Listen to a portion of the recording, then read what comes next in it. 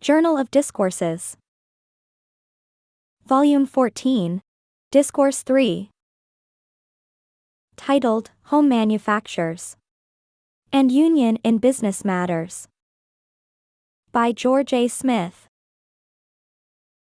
In February 1831, just after the organization of the church, we received a revelation through Joseph Smith, commanding the members of the church to let the beauty of their garments be the workmanship of their own hands.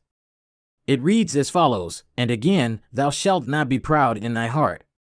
Let all thy garments be plain, and their beauty the beauty of the work of thine own hands. And let all things be done in cleanliness before me. Thou shalt not be idle. For he that is idle shall not eat the bread, nor wear the garments of the laborer." This revelation was given almost 40 years ago, but slowly, very slowly, have we advanced in fulfilling it. And it really seems that some of the first commandments given to the church are amongst the last obeyed. I realized the reason of this when reflecting upon the great work to be done in molding the children of God, gathered from the various nations and denominations, with all their prejudices, traditions, and varied habits of living. They come here filled with ideas averse to those of God and differing from each other.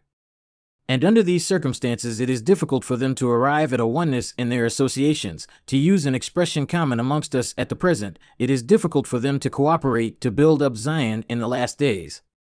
Enoch, the seventh from Adam, was 365 years preparing the people before the saying went forth, "Zion has fled."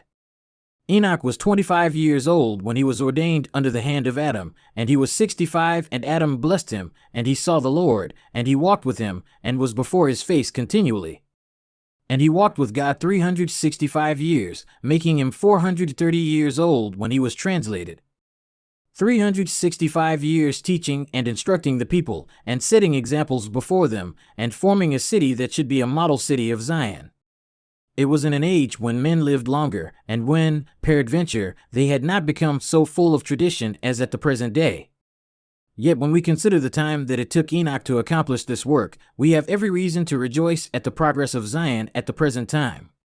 Most of the efforts we have made to advance the cause of Zion we have been able to carry through successfully. For instance, when in the temple of the Lord at Nauvoo, we entered into a covenant that we would, to the extent of our influence and property, do all in our power to help our poor brethren and sisters in emancipating themselves from tyranny and oppression, that they might come to the mountains, where they could enjoy religious liberty. Just as soon as food was raised in this valley, this work continued, and every effort and energy was used to fulfill this covenant. It required unity of effort, but it has been a success. Roads had to be constructed, bridges built, ways sought out, mountains, as it were, torn down, deserts turned into fruitful fields, and savages more wild than the mountain gorges they inhabit conciliated and controlled, and all this to effect a purpose. But it has been done by unity of effort, and hundreds and thousands of Latter-day Saints rejoice in the fact. We extended our work of gathering the saints across the mighty deep, and aided the poor brethren in Europe, continuing our donations in money, and, in addition to this, we went with our 100, 200, 300, or 500 teams annually across the great desert plains, to bring home to Zion those who desired to be gathered. This was done by cooperation, by unity and a determined purpose. It appears that we have gathered many to Zion who do not fully appreciate the great work of these days, namely, to place the people of God in a condition that they can sustain themselves against the time that Babylon the Great shall fall.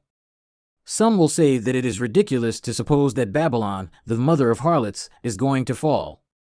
Ridiculous as it may seem, the time will come when no man will buy her merchandise, and when the Latter-day Saints will be under the necessity of providing for themselves, or going without. This may be a wild idea, but it is no more wild or wonderful than what has already transpired, and that before our eyes. When we are counseled to provide for your wants within yourselves, we are only told to prepare for that day. When we are told, unite your interests and establish every variety of business that may be necessary to supply your wants, we are only told to lay a plan to enjoy liberty, peace, and plenty. Many years ago, efforts were made on the part of the presidency to extend the settlements into the warm valleys south of the rim of the basin. The country was very forbidding and sterile. Many were invited and called upon to go and settle there. Numbers went, but many of them returned disheartened. But the mass of those who went, confident that the blessings of God would be upon their labors, pushed forth their exertions and built up towns, cities, and villages. They established cotton fields and erected factories, and supplied many wants which could not be supplied within the rim of the basin. It has been my lot to visit these regions recently, and I have felt to rejoice to see the kind spirit, genial dispositions, and warm hearts that were manifested in all those settlements, where men and women had taken hold with all their hearts to obey the commandments of God, and to lay a foundation for Zion to become self-sustaining. I feel that those who have turned away from that country and swerved from the mission assigned them there have lost a great and glorious blessing, which it will be exceedingly difficult for them ever to regain. I am exceedingly gratified at the progress which has been made in that country, and I realize that our brethren, from year to year, are becoming more and more united. Some tell us that we want capital, and that we should send abroad and get men to come here with money to build factories. This is not what we need. If the cotton lord and the millionaire come here and hire you to build factories and pay you their money for their work, when the factory is erected they own it, and they set their price upon your labor and your wool or cotton, they have dominion over you. But if, by your own efforts and exertions, you cooperate together and build a factory, it is your own. You are the lords of the land, and if fortunes are made the means is yours, and it is used to oppress no one. The profits are divided among those whose labor produced it, and will be used to build up the country. Hence it is not capital, that is, it is not so much money that is needed. It is unity of effort on the part of the bone, sinew, skill, and ingenuity which we have in our midst, and which, in whatever enterprise has been attempted hitherto, under the direction of the servants of the Lord, with whole-souled unity on the part of the people, has proved successful. Let us be diligent in these things. Why send abroad for our cloth when we have the necessary means and skill to manufacture it for ourselves? Why not let these mountains produce the fine wool? And why not let the low valleys produce the silk, flax, and all other articles that are necessary which it is possible to produce within the range of our climate, and thus secure to ourselves independence? I am very well aware that this has looked, and to many still looks, a wild undertaking. But that which has been accomplished gives abundant evidence of what may be. If we continue to import our hats, bonnets, boots, shoes, and clothing, and send away all the gold, silver, and currency that we can command to pay for them, we shall ever remain dependent upon the labor of others for many of the actual necessaries of life. If, on the other hand, we devise means to produce them from the elements by our own labor, we keep our money at home, and it can be used for other and more noble purposes, and we become independent. Some may say, we are willing that you should preach faith and repentance, and baptism for the remission of sins, but we do not want you to have anything to say about business matters. No idea could be more delusive. This oversight in temporal matters being indispensably necessary. For the Latter-day Saints have been gathered from the old settled nations of the earth and are unacquainted with the manner of life in new and sparsely settled countries. An intelligent citizen of Provo, on his arrival in this country, came to my garden to work. He undertook to set out some vegetables, onions, carrots, and parsnips, and he set every one of them wrong side up. My wife went out, and, seeing what he was doing, she said, "You are foolish." "Why so?" said he. "I thought I was pretty smart." "Why you have planted these things all wrong end up." "Have I? I did not know any better. I never saw such things planted before." That man became a wealthy farmer. But he had to learn. He had never seen a carrot planted to produce seed in his life, and did not realize which end up to put it in the ground. We have tens of thousands of men, women, and children who have had to learn how to get a living in this country, who perhaps had spent their days in painting a teacup, turning a bowl, weaving a ribbon, or spinning a thread, and knew nothing else. Here they have had to work at several kinds of work at once, and had to learn how, and it required all the power, energy, and influence of the elders of Israel to instruct them and tell them how to live.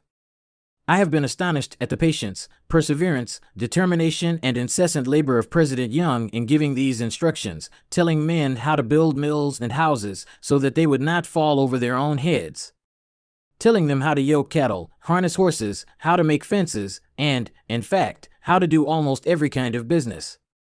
There are very few in our midst now who know how to make good bread. I advise the ladies' relief societies to teach all the sisters to make first-class bread. Many of them do not know how. And let every sister in Israel be thankful for instruction in relation to cooking or any other useful information that can be imparted unto her. Do not let pride and independence make you feel that you know how to do everything. There are a great many things that the smartest among us do not know how to do. Then we should be anxious and willing to be taught, and go to work and learn. Much of the sickness which is amongst our children is the result of improperly prepared food. We raise choice wheat. Our millers make good flour, yet in many instances bread is so prepared that it is heavy and unpalatable, causing disease of the stomach and bowels, with which many of our little ones are afflicted and find rest in premature graves. Give the children good light bread that they may be healthy. Brethren and sisters, may the blessings of Israel's God be upon you, and may you continue to improve in everything useful and good. Seek after the Lord with all your hearts. Cooperate in building factories, importing merchandise and machinery, taking care of your cattle, and in every kind of business. Remember that, united we stand, divided we fall. May God bless you forever. Amen. These were remarks by President George A. Smith, delivered in the New Tabernacle, Salt Lake City, May 6, 1870. Check back for new videos and playlists often. Also, if you found this video interesting, please share it in a text to a friend. Take care.